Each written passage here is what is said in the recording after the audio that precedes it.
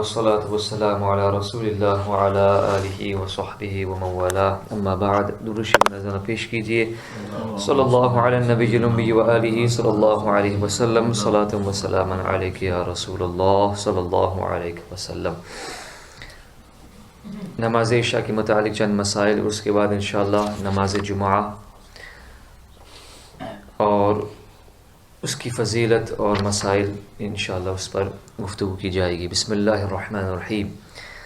رمضان شریف میں عشاء کی فرض کی جماعت میں جو شامل نہیں ہوا وہ وتر کی جماعت میں شامل نہیں ہو سکتا، یعنی رمضان شریف میں جس نے عشاء کے فرض جماعت کے ساتھ امام کے پیچھے ادا نہیں کیے ہیں وہ وتر کی جماعت جو تراویح کے بعد پڑھی جاتی ہے اس میں بھی شامل نہیں ہو سکتا۔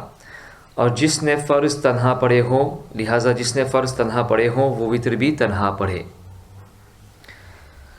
فجر میں اگر حنفی المذہب، اچھا یہ مسئلہ دوسرا ہے، جو شخص جاگنے پر اعتماد رکھتا ہو یعنی اسے یقین ہو کہ وہ جاگ جائے گا، اس کو آخر شب میں آخری رات میں وتر پڑھنا مستحب ہے، اسے مستحب ہے کہ وتر کو مؤخر کرے ایسے شخص پر جس کو اعتماد و یقین ہو کہ وہ اٹھے گا، ورنہ سونے سے پہلے وتر کی نماز پڑھ لے۔ پھر اگر پچھلے پہر آنکھ کھلی تو تہجد پڑھے اور وتر کا اعادہ یعنی دوبارہ پڑھنا جائز نہیں۔ وتر نماز کے بعد 2 رکعت پڑھنا افضل ہے، اور افضل یہ ہے کہ اس کی پہلی رکعت میں سورہ زلزال یعنی اذا زلزلت الارض زلزالہا اور دوسری رکعت میں سورہ کافرون یعنی قل یا ایھا الکافرون یہ پڑھنا افضل ہے۔ حدیث شریف میں ہے کہ اگر رات میں بیدار نہیں ہوا تو یہ 2 رکعتیں تہجد کے قائم مقام ہو جائیں گی۔ تو 2 رکعت یہ جو وتر کے بعد ہے، اگر ہم یہ سورہ زلزال ہمیں یاد ہے اور سورہ کافرون تو ان کو پڑھیں گے تو انشاءاللہ اگر رات کو بیدار نہیں ہوئے تو یہ 2 رکعت انشاءاللہ تہجد کے قائم مقام ہو جائے گی۔ نماز عشاء پڑھنے کے بعد بے حاجت یعنی بغیر کسی حاجت شرعیہ کے دنیاوی باتوں میں مشغول رہنا مکروہ ہے۔ عشاء کی نماز کے فرض سے پہلے جو 4 رکعت ہیں وہ سنت غیر مؤکدہ ہے، ان 4 رکعت کو ایک سلام سے پڑھنا چاہیے اور 2 رکعت کے بعد قعدہ اولیٰ کرنا چاہیے، اور قعدہ اولیٰ میں اتحیات کے بعد درود شریف بھی پڑھنا چاہیے، اور 30 رکعت کے جب کھڑا ہو تو ثنا یعنی سبحانک اللہم یہ پوری، اور تعوذ یعنی اعوذ باللہ من الشیطان الرجیم پورا پڑھنا چاہیے، کیونکہ سنت غیر مؤکدہ جیسے کہ ہم نے پہلے عرض کیا تھا یہ نفل کے حکم میں ہے، اور نفل نماز کا ہر قاعدہ مثل قاعدہ اخیرہ کے ہے، یعنی نفل کا ہر قاعدہ اخیرہ ہی ہوا کرتا ہے، لہذا سنت غیر مؤکدہ میں جو دوسری رکعت میں ہم قاعدہ کریں گے سب سے پہلا جو قاعدہ ہوگا وہ اس میں تحیات بھی پڑھیں گے اور درود شریف بھی پڑھیں گے، اور اس کے علاوہ یہ مسئلہ بھی ہے کہ سنت کی ہر رکعت میں سورہ فاتحہ کے بعد سورت ملانا واجب ہے۔ مسئلہ، عوام میں سے بہت سے حضرات وتر نماز کے بعد سجدے میں سر رکھ کر سبوح قدوس ربنا ورب الملائکۃ والروح پڑھتے ہیں، اور اس عمل کے متعلق یہ گمان رکھتے ہیں کہ اس عمل کی حدیث شریف میں بہت ہی فضیلت آئی ہے اور بزرگان دین یہ عمل ہمیشہ کرتے آئے ہیں، لیکن حقیقت یہ ہے کہ یہ فعل فقہا کے نزدیک مکروہ ہے، اور اس عمل کی فضیلت میں جو حدیث ذکر کی جاتی ہے وہ حدیث موضوع یعنی گڑھی ہوئی باطل اور بے اصل ہے، اس پر عمل جائز نہیں۔ یہ اس میں لکھا ہے کہ فقہ کی مشہور کتاب غنیہ تاتار خانیہ در مختار نیز تحتوی علی الدر میں اس کو مکروہ لکھا ہے، کیونکہ ایک خارجی اندیشہ کے سبب کہ جاہل اسے سنت یا واجب نہ سمجھنے لگے۔ اللہ اکبر۔ یہ اعلیٰ حضرت رحمۃ اللہ علیہ نے السنیۃ الانیقہ فی فتاوی افریقہ میں ذکر فرمایا ہے۔ بسم اللہ الرحمن الرحیم۔ نماز جمعہ کے متعلق انشاءاللہ چند مسائل سماعت کریں۔ اللہ تعالی ارشاد فرماتا ہے سورۃ الجمعہ میں، یا ایھا الذین آمنوا اذا نودی للصلاة من یوم الجمعة فاسعوا الی ذکر اللہ وذروا البیع۔ اے ایمان والو، جب نماز کی اذان ہو جمعے کے دن تو اللہ کے ذکر کی طرف دوڑو اور خرید و فروخت چھوڑ دو۔ نماز جمعہ میں کتنی رکعتیں ہیں؟ نماز جمعہ میں کل 14 رکعتیں ہیں، 4 پہلی سنت مؤکدہ، اس کے بعد 2 فرض، اس کے بعد 4 رکعت سنت مؤکدہ، اور اس کے بعد فوراً ہی 2 رکعت سنت غیر مؤکدہ، لیکن احوط یہ ہے کہ اس کو مؤکدہ ہی کہا جائے، اور آخر میں 2 رکعت نفل۔ تو یہ کل ملا کے کتنی رکعتیں ہوئی؟ 14 رکعتیں ہوئی۔ جمعے کی نماز کے لیے وہی مستحب وقت ہے جو ظہر کی نماز کے لیے ہے۔ جمعے کی اذان ہوتی ہی، یعنی جب جمعے کی اذان ہوگی اس وقت سے ہی خرید و فروخت، یعنی کسی چیز کو خریدنا یا بیچنا، یہ حرام ہو جاتی ہے، ساری چیزیں حرام ہو جاتی ہے، اور دنیا کے تمام مشاغل جو ذکر الہی سے غفلت کا سبب ہو اس میں داخل ہے، یعنی ان سب کو چھوڑ دینا یہ فرض ہے۔ اذان ہونے کے بعد سب کو ترک کرنا لازم ہے۔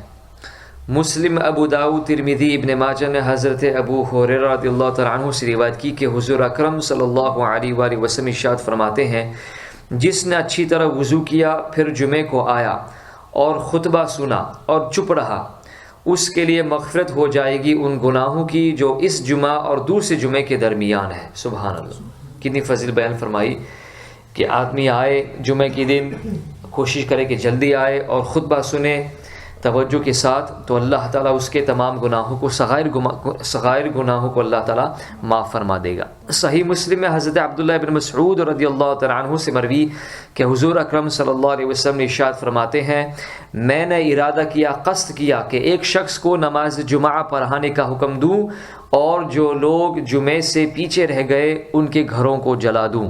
اللہ اکبر۔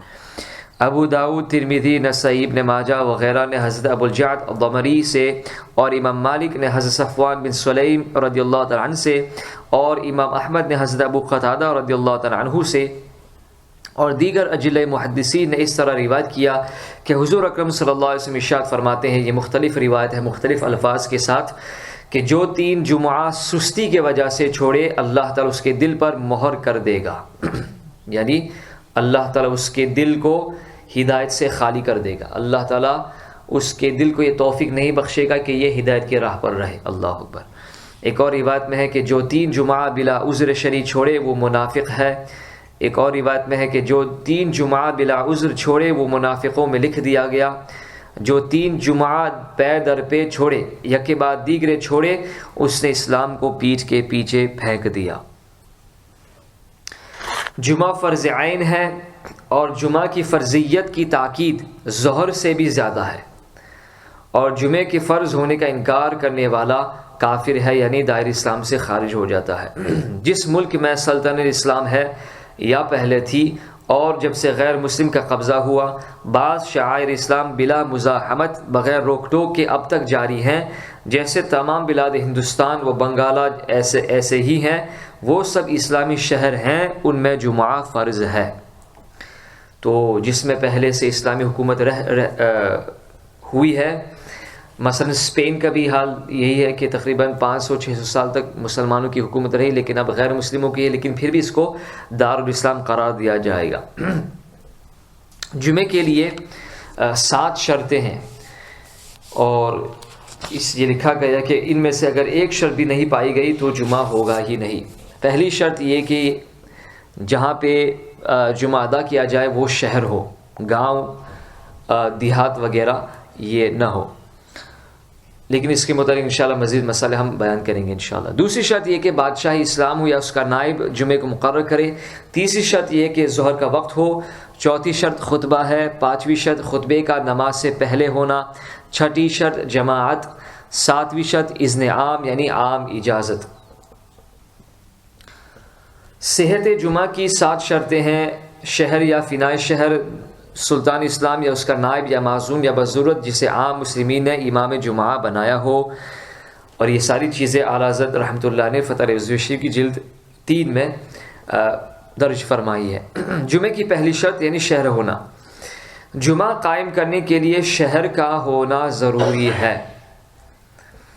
جیسے کہ ہم مثلا انڈیا جاتے ہیں تو اکثر ہم لوگ اپنے گاؤں پہ رہتے ہیں، لیکن ہمارا یہ نہیں کہ ہم وہاں جا کر کے لوگوں کو منع کریں کہ آپ جمعہ نہیں پڑھ سکتے، کیونکہ ایک فتنہ پیدا ہونے کا اندیشہ ہے۔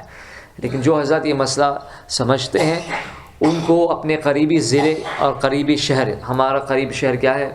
بھروچ، وہاں جمعہ ادا کرنی چاہیے۔ اور ویسے اگر گاؤں میں پڑھ لی جائے تو کوئی بات نہیں، اگر مسئلہ جو لوگ جانتے ہیں ان کو بعد میں ظہر ادا کر لینی چاہیے۔ امام اعظم ابو حنیفہ رحمۃ اللہ علیہ کے نزدیک شہر اس عمارات والی آبادی کو کہتے ہیں جس میں متعدد کوچے رود ہوتے ہیں، متعدد اسٹریٹ ہوتے ہیں۔ اور انڈیا میں نے دیکھا ہے کہ 2 اسٹریٹ کی 2 اسٹریٹ ہے اس گاؤں کے اندر، اس کو گاؤں بنا دیا، یعنی یہ بھی ایک ہے۔